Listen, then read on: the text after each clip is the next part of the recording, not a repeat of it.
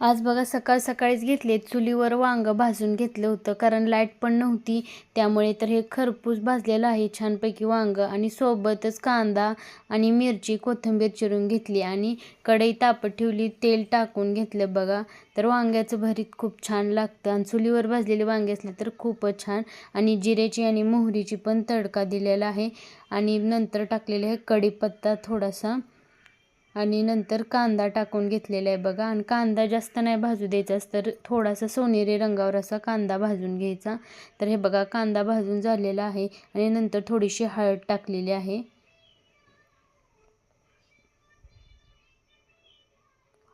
हळद टाकून झाल्यानंतर थोडीशी मिरची टाकलेली, अगोदर मिरची टाकली नाही कारण जास्त करपून जाईल त्यामुळे.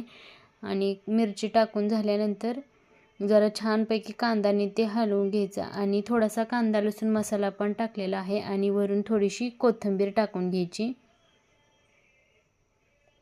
आणि हे जे भाजलेलं वांग होतं ते सोलून घेतलं होतं बघा. तर हे वांग पण टाकून घेतलेले.